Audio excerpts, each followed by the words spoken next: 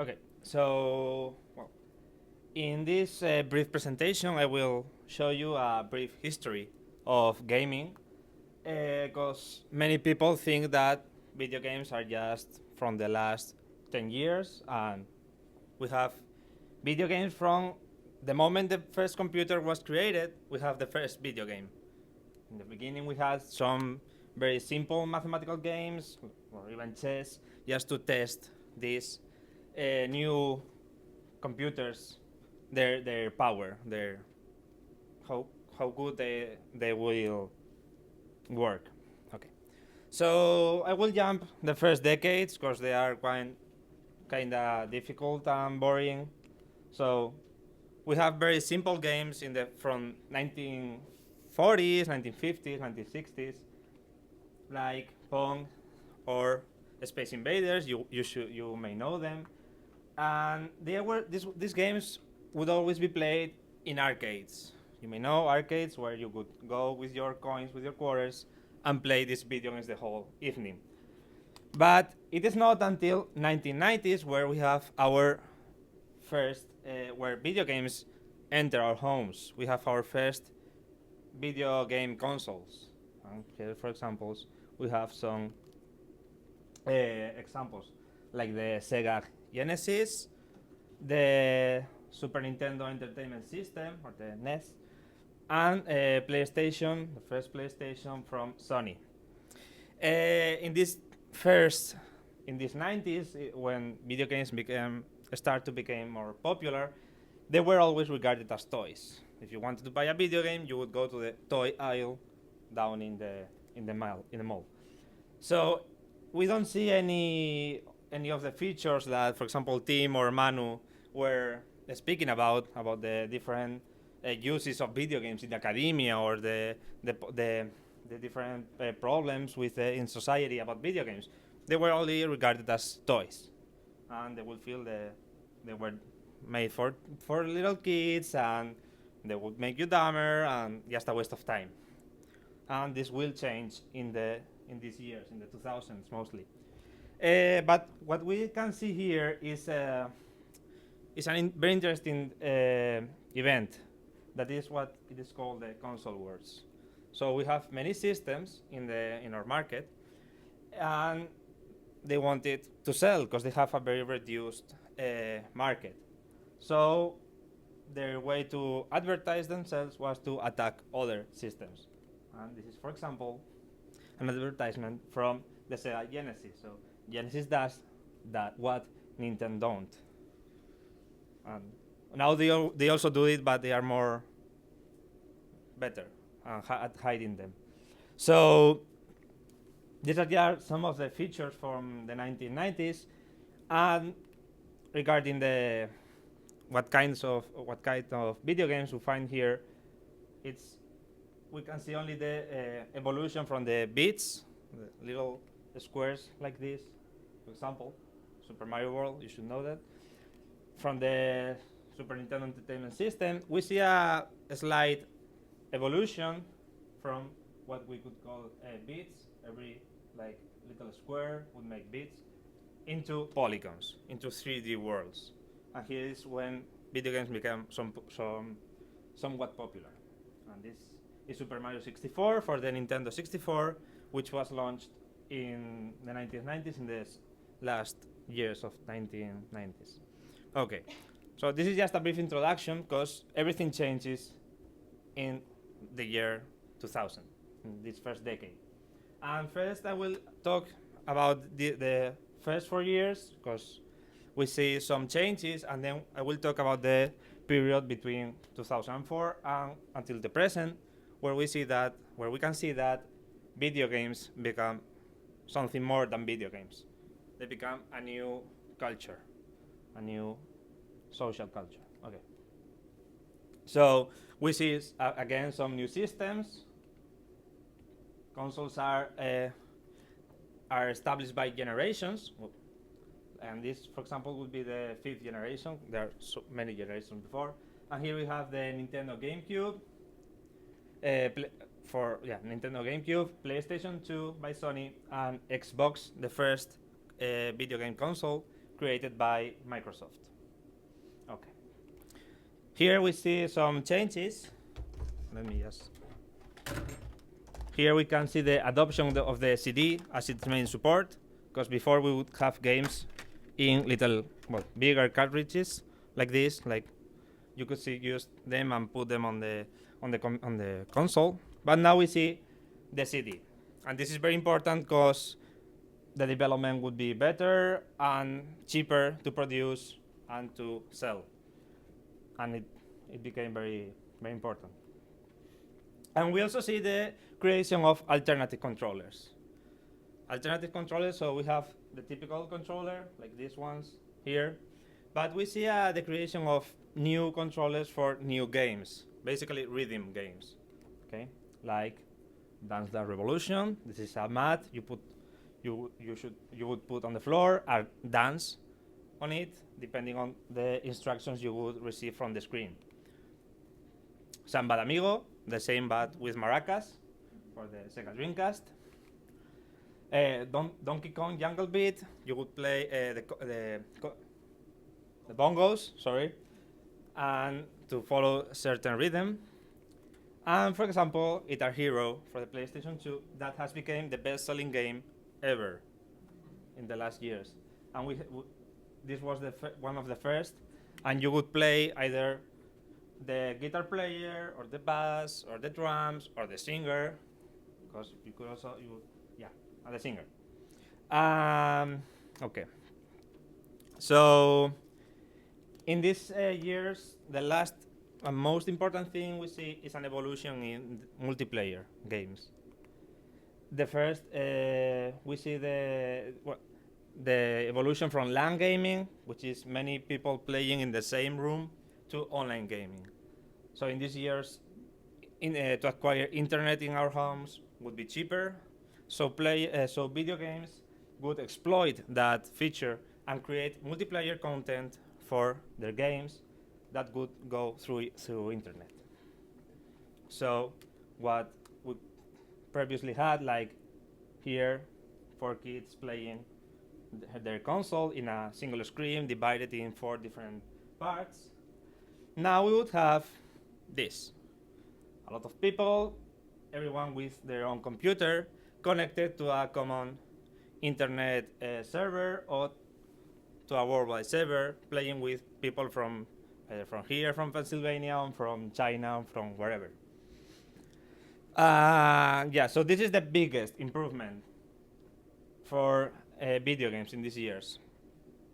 And then we jump to the second part of the 2000s, which is a complete change, a complete revolution, as Manu pointed out before. So here we see that a game is no longer a game, it has become something else.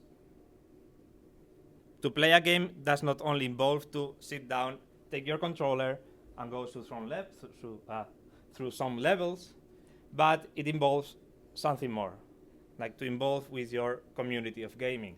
And these are, for example, I will talk about them, some of the features from this revolution of gaming. And here we are dealing with a two-sided revolution. First, a graphic revolution. We see new graphics, new systems that create the image that you are not playing a video game no more. You are playing like an alternative life. The graphics are so good that you think you are in another world. And also we see a social revolution with a lot of features. I will tell you in just a couple of minutes. Okay, so first, the graphic revolution. In these years, we have come from here. This is Link from the Legend of Zelda series, from here to here. And it's a big change. So, but why? How have we arrived here? So we have new system and components more powerful than ever. A mistake there, sorry. So more powerful than ever.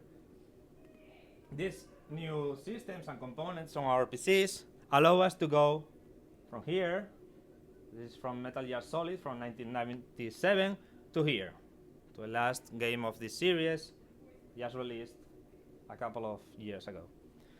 So it's a huge change. Only can only be achieved by powerful computers and systems. And here are, for example, some of the latest consoles. So PlayStation 3 and PlayStation 4 just released a couple of months ago. Xbox 360, Xbox One by Microsoft, and Nintendo Wii U. And for the first time in these last years, we have gaming computers. What does it mean? For example, this computer is not for gaming, but I would buy my own computer with my own components exclusively to play video games at the maximum resolution, with the best graphics, with the best internet connection, and not to have a computer to work, only to play video games. And that's a very big change. And here, since we have new components and new systems that are very, very powerful, we see in the development studios a huge increase in their budgets to explore all the different capacities of these new systems to create a game as real as ever. And for example, let me ask you a question now. How much do you think that it costs to develop a game? How much, Manu? Millions? Okay. I will tell you that, for example, the most expensive video game in history, Grand Theft Auto 5, and it cost $265 million to develop, only to develop. And they gained $1 billion in the first 3 days. So this is a lot. It has entered in the World Guinness Book of Records. Okay. So there's a huge increase in development budgets. And this allows the studios, as I said, to explore new possibilities. For example, now they are starting to develop games using Hollywood actors, taking features from the cinema industry. For example, here we have an example from Beyond Two Souls, a game released a couple of months ago as well for PlayStation 3. And here we have a Hollywood actress, Ellen Page, which is practically portrayed into the video game. And we can see that we may think that we are watching a movie rather than playing a video game because it's so realistic. Okay, so this is the graphic revolution. But what is most important about video games and why we are here now is the social revolution of video games.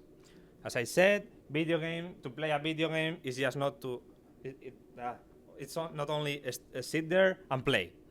It involves a lot of things. And let me show you the main points of this revolution. First, we see the creation of a gaming community, of a worldwide gaming community. In 2004, 2005, we see the rise of exclusive online games. Games that requires you to stay online during your whole gaming period. So you had to log in with your internet, you have your account, and play with a lot of players around the world. Let me show you some data. This is the average daily online gamers worldwide. So for example, in North America, every gamer would stay online over an hour and a half. And we have 30 million players here. In Europe, 45, we would stay another hour and a half. And that's a lot of time online, and it's the average. So just keep that in mind, that there are a lot of people playing together in the same game, achieving some goals, as Alba will tell you later. Okay, these are some examples from these online video games. League of Legends, released in 2010, has an average of 27 million accounts worldwide. So that's a lot. There's also, for example, World of Warcraft, who in 2010 had 12 million accounts worldwide as well. And the important point about this game is that you have to pay every month to play it. So imagine 12 million people playing every month paying $15 a month. That's a lot of money. And just another example, Star Wars: The Old Republic, a game with an average of 9 million players, and this is free to play.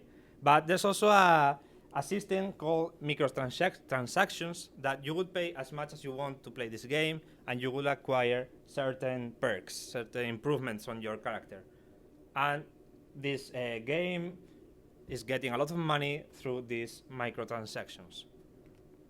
Okay, so the rise of online games. But so we have a lot of players that share with a lot of knowledge about this game. So we see the creation of new wikis to share the knowledge about each game to help other gamers. For example, here we have the Minecraft wiki for Minecraft, Wopedia for World of Warcraft, and Bulbapedia for Pokemon. And these are 3 wikis that have a lot of users, like millions of users worldwide as well. Here, so we see that how gamers are involved with their games. It's not just one-way path. It's a two-way path between the developer and the gamer. We even see how gamers create their own content to improve their games. We see that, for example, I will show you now for Skyrim, fantasy game. We see how many people create their own content and they upload this content to the internet, so everybody can download this content and improve their gameplay experience. For example, I could download the Icicle Valley in my game, and we could add a new house in this game. We would improve or expand my game here, my period of gameplay here. So, and this is free. That's a very important fact. This is free. Okay. And since gaming has become something more, we see the creation of events around the world to publicize these new games, new systems, and to publicize directly to their audience. For example, in the 90s, we didn't have nothing like this.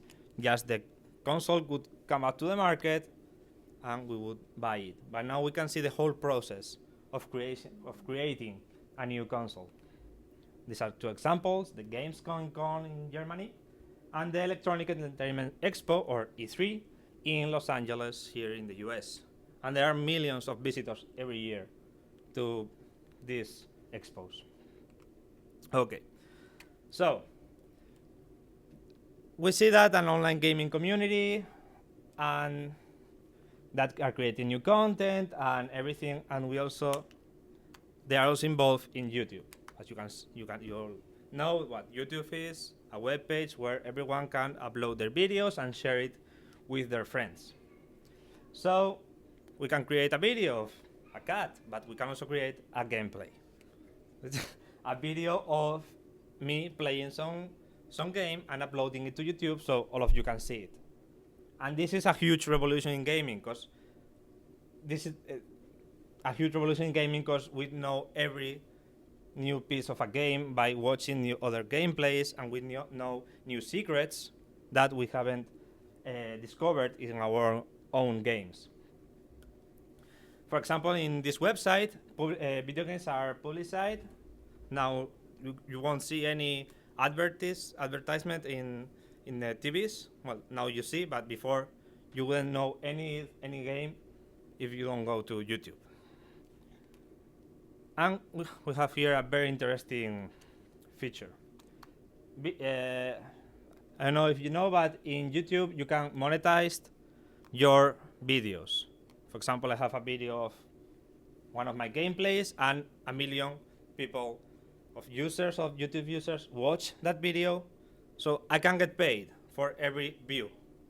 And this has created what they are called YouTubers, that are gamers that live by what they are playing, and they get paid a lot, like thousands of dollars every month just for uploading gameplays.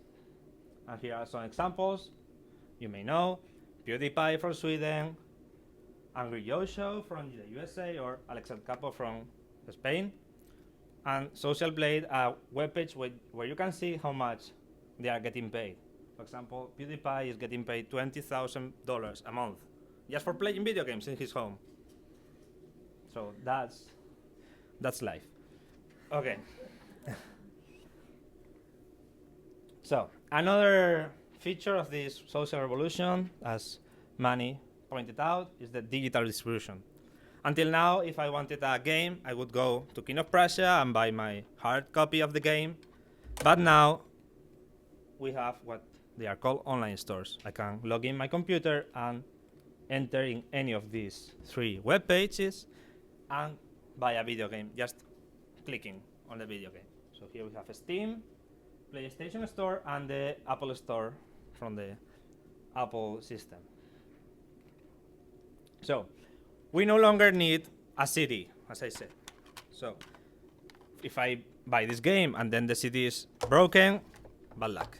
You have to buy a whole new game. But in this case, we have the cloud storage, so I would buy a game online, and I could download it every time I want.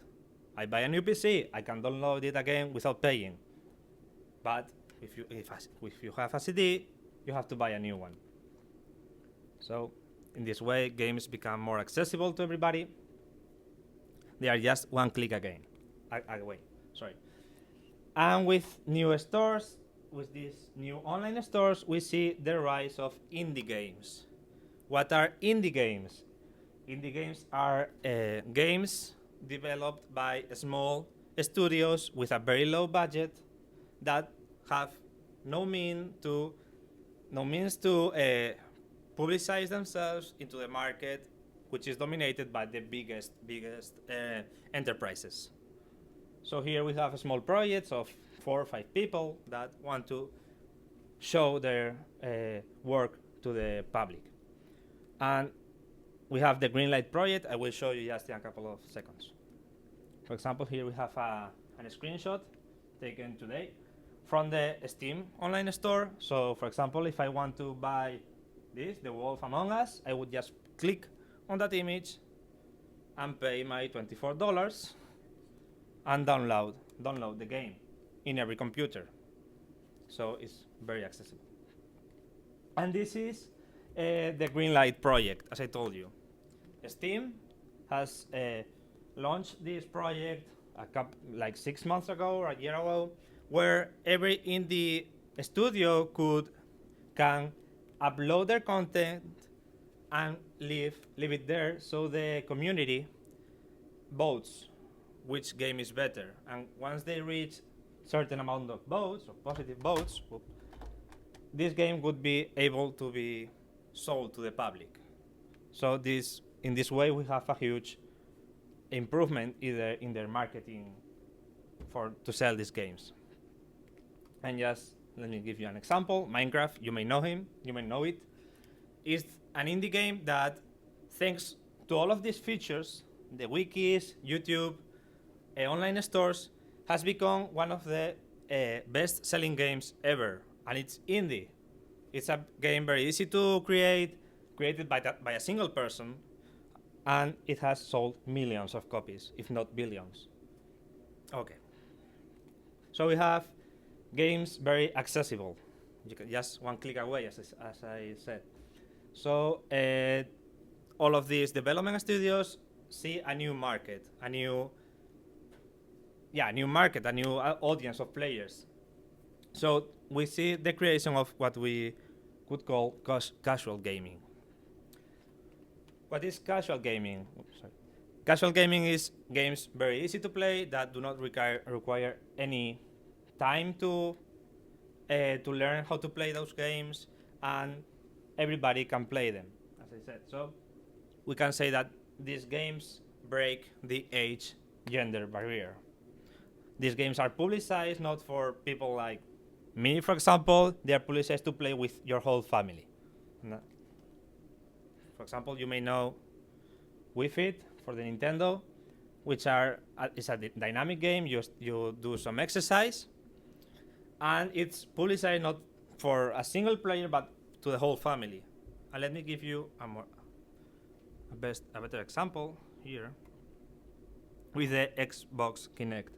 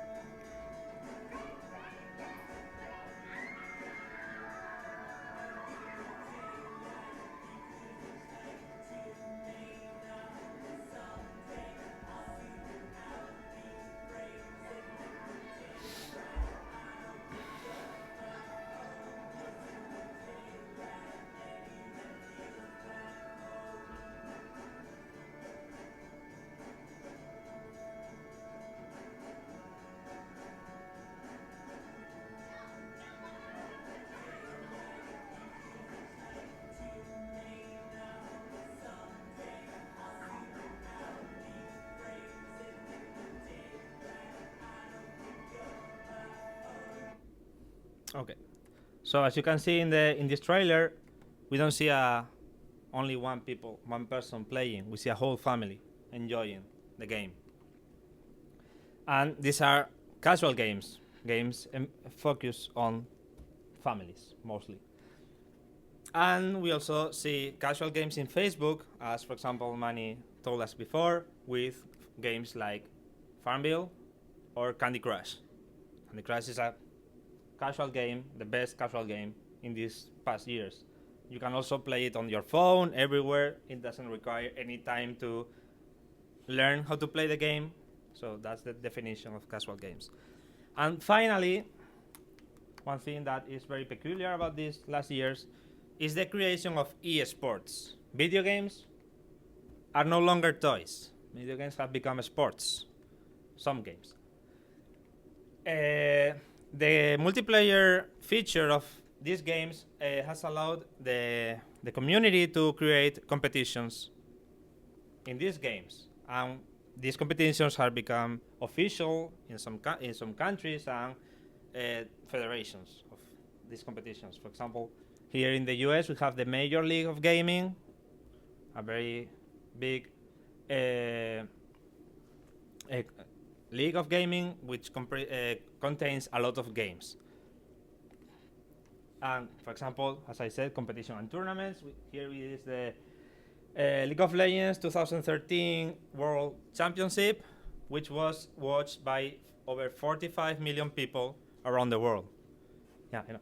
And that's, for example, all the population in Spain. So that's a lot.